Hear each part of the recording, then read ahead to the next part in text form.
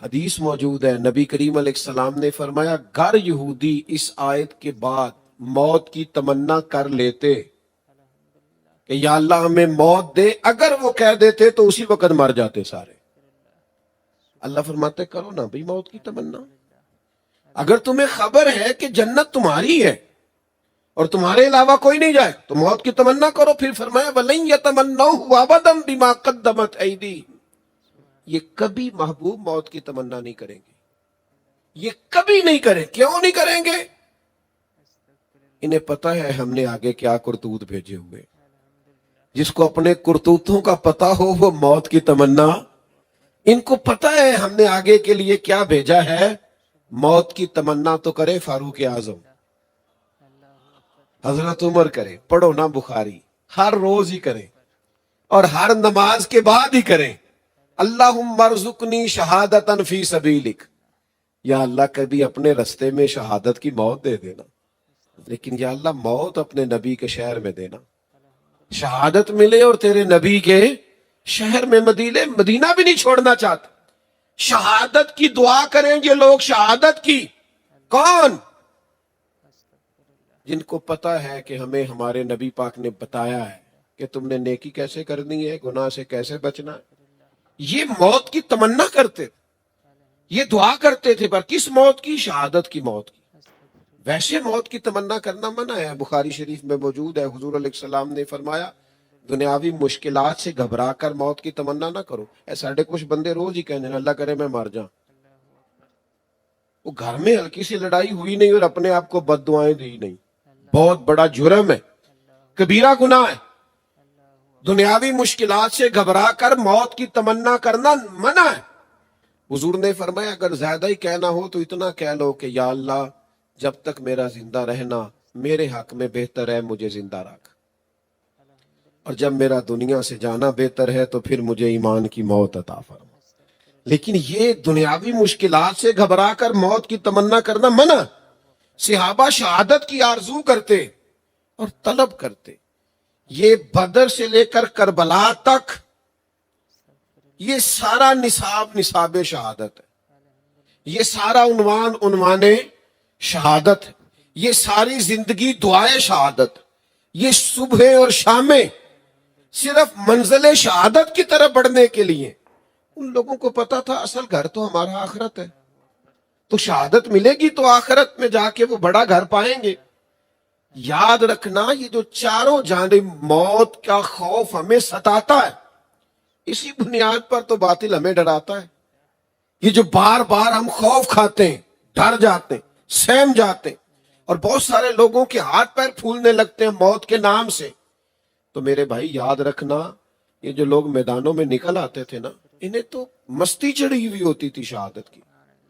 ایک خط ہے، امام طبرانی نے ایک خط نقل کیا ہے، حضرت خالد بن ولید رضی اللہ تعالیٰ عنہ نے جب ایرانیوں کے خلاف جہاد کا اعلان کیا نا، اس وقت جب ایران کو فتح کیا تھا اور اسلام ایران میں پہنچا تھا، تو جناب خالد بن ولید رضی اللہ تعالیٰ عنہ نے نا ایک خط لکھا تھا اہل ایران کو۔ وہ خط بڑا انوکھا ہے، بڑا حسین ہے، بڑا خوبصورت ہے۔ اجمی لوگ، ایرانی لوگ، بلکہ اسلام سے پہلے تو سارے لوگ ہی شراب پیتے تھے، تو کچھ دیر کے لیے شراب کی مستی چڑھتی تھی، نشہ چڑھتا تھا۔ تو حضرت خالد بن ولید رضی اللہ تعالیٰ عنہ ایرانیوں کو مخاطب کر کے کہنے لگے یہ ہمیں اتنی مستی ہے، اتنا نشہ ہے شہادت کا کہ جتنا نشہ تمہیں شراب کا نہیں ہوتا، ہمیں اس سے بڑھ کر بھی شہادت کا نشہ ہے۔ یہ حضرت خالد بن ولید رضی اللہ تعالیٰ عنہ نے، یہ امام طبرانی اس روایت کو لائے۔ اگر آپ کبھی اس نقطے کو سمجھ جائیں اور جناب خالد بن ولید رضی اللہ تعالیٰ عنہ کی اس بات کو آپ سمجھ جائیں، یعنی کچھ نشے ہوتے ہیں وقتی طور پہ چڑھتے اتر جاتے ہیں۔ کہا تمہیں شراب کا نشہ ہے، لیکن وہ تھوڑی دیر کے لیے مستی تمہیں چڑھتی ہے پھر اتر جاتی ہے۔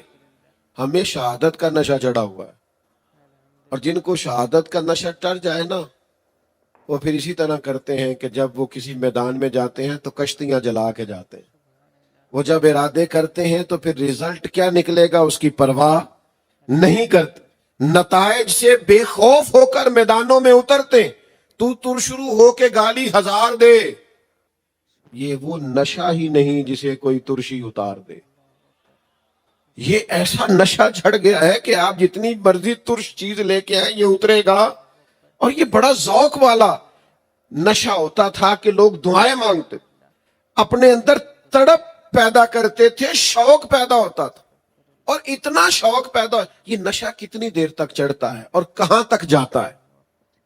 یہ بھی ذرا ترمذی کی حدیث سماعت فرمائیے. نبی کریم صلی اللہ تعالی علیہ وآلہ وسلم نے حضرت جابر ابن عبداللہ کو بلایا جب ان کے والد حضرت عبداللہ ابن عمر شہید ہو گئے نا احد میں. تو حضرت جابر ابن عبداللہ سے سرکار دو عالم صلی اللہ علیہ وسلم کلام کرنے لگے تو حضرت جابر ابن عبداللہ تھوڑے غمزدہ ہو گئے. عرض کی حضور والد شہید ہو گئے ہیں، بہنوں کا بوجھ ہے، قرض چڑھے ہوئے. تو اللہ کے حبیب علیہ السلام نے نا بات کا رخ ایک اور عظیم بات کی طرف پھیرا. حضور فرمانے لگے تمہیں بتاؤں تمہارے والد کو شان کیا ملی؟ اس شہید کو اللہ نے مرتبہ کیا دیا؟ یا رسول اللہ بتائیے. تو اللہ کے حبیب فرمانے لگے جو بھی شہید ہوا ہے رب نے اس پر پردے ڈال کے کلام کیا ہے. جب تیرے والد شہید ہوئے ہیں تو اللہ نے بے پردہ کلام فرمایا ہے. تو حضرت جابر ابن عبداللہ بڑے سیانے تھے.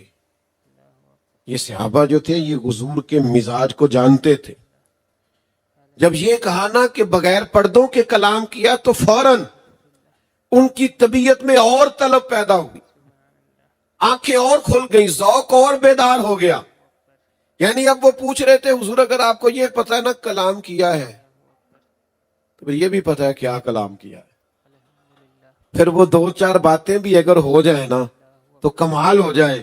تو حضور فرمانے لگے جابر جب تمہارے والد رب کے حضور پیش ہوئے تو اللہ کریم نے بے پردہ کلام فرمایا اور فرمایا عبداللہ مانگیے کچھ. اللہ کرے آپ کو سمجھ آئے. یعنی خدا خود میر مجلس بود، اللہ نے فرمایا مانگیے کچھ، مالک کریم نے.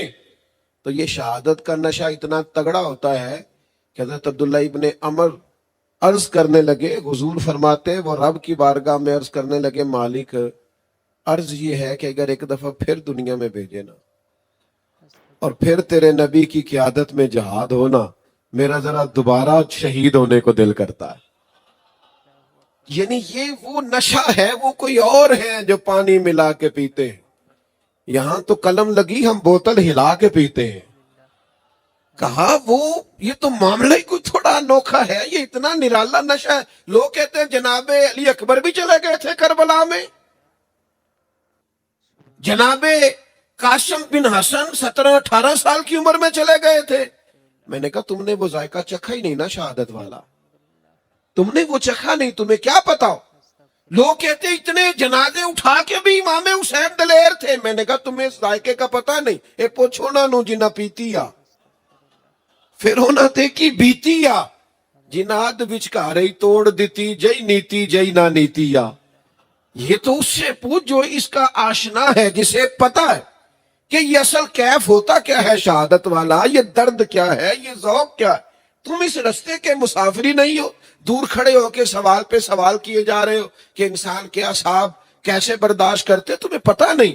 یہ ایک باقاعدہ لطف ہے، یہ ایک باقاعدہ سرور ہے، یہ شہادت ایک لذت ہے، یہ ایک کیف ہے. کبھی آپ نے دیکھا گھروں میں قرآن اندازی ہوتی ہو باپ بیٹے کی؟ اکثر نہیں ہوتی. کس بات پہ ہونی؟ اور اگر کسی گھر میں باپ اور بیٹا قرآ ڈالے اور ڈالے اس بات پہ کہ پہلے میں نے شہید ہونا ہے، کوئی کیف تو ہے نا پیچھے، کوئی داستان ہے اس کے، کوئی لذت تو ہے نا میرے بھائی. یہ ایسے ہی تلواریں چمک گئیں، یہ ایسے ہی لوگ دعائیں مانگتے رہے صبح شام، کچھ اس کے پیچھے ایسا کیف تھا. حضرت سعد رضی اللہ تعالیٰ عنہ بیٹے ہیں، جناب خزامہ والد ہے. بدر والے دن باپ کہتا میں نے جانا ہے، بیٹا کہتا میں نے جانا ہے. کہاں؟ نران کا کان سیر کرنے کے لیے. یہ جو آپ نے رکھے ہوئے نا ششمائی چکر، جس میں لڑائیاں ہوتی ہیں گھروں میں نے ادھر جانا ہے میں نے ادھر جانا ہے، یہ تربیت تھی میرے نبی پاک کی، یہ ذوق تھا رسول کریم کا دیا ہوا. باپ کہتا میں نے جانا ہے، بیٹا کہتا میں نے جانا ہے، ادھر آؤ میدان کربلا میں، تب ہوا بخار امام زین العابدین کو، بظاہر کھڑے ہوں تو ٹانگیں کپ کپائیں، لیکن اپنے والد امام علی مقام کا بازو تھام کے کہنے لگے ابا جی ابھی تو میری باری ہے جانے کی۔ آپ بات کو سمجھیں، بظاہر نکاحت ہے لیکن اندر جو لذت آشنائی ہے، اقبال کہتے ہیں دو عالم سے کرتی ہے بیگانہ دل کو، عجب چیز ہے لذت آشنائی۔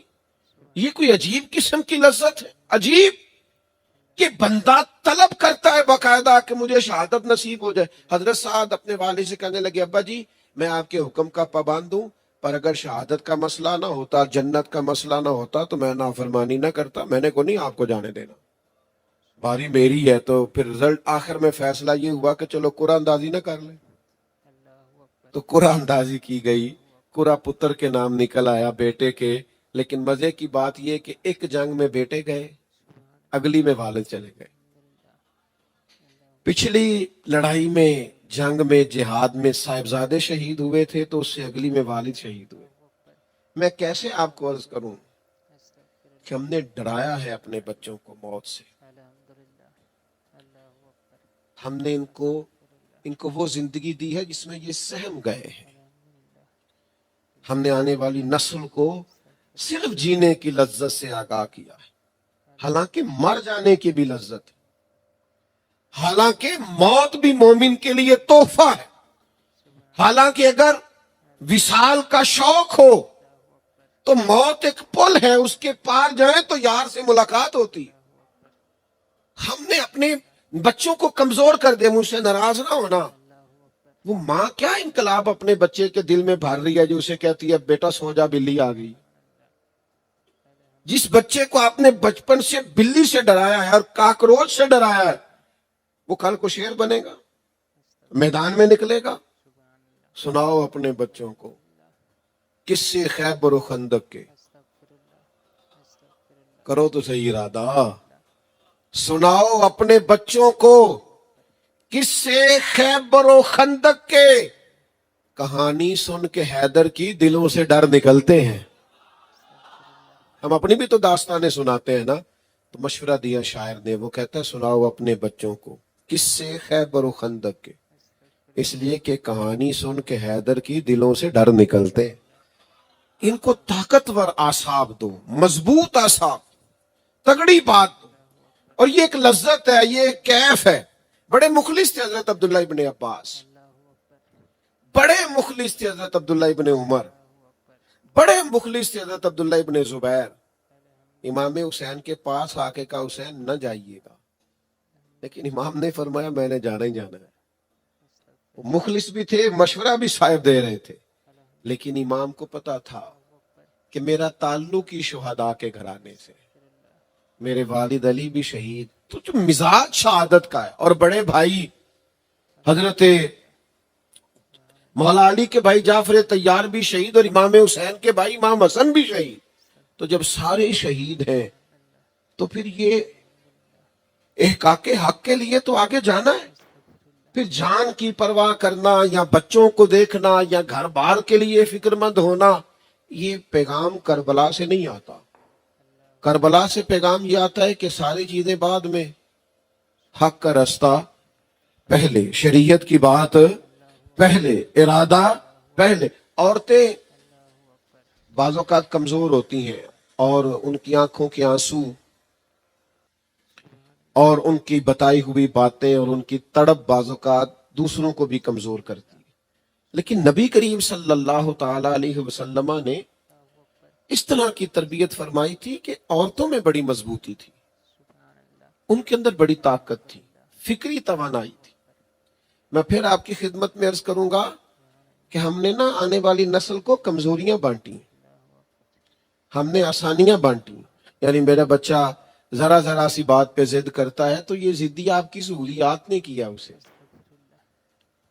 آپ ہر چیز لا کے دے دیتے ہیں تو یہ بھی بعض اوقات زیادتی ہوتی۔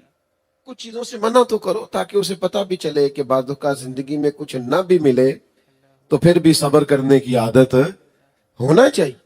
مجھے آپ ہر چیز سے زیادہ پیارے ہیں، لیکن مجھے محسوس ہوتا ہے مجھے اپنی جان آپ سے بھی زیادہ پیاری۔ تو اللہ کے حبیب علیہ السلام نے ذرا بھی توقف نہیں کیا، فوراً فرمایا عمر ابھی ایمان مکمل نہیں ہوا، جان بڑی قیمت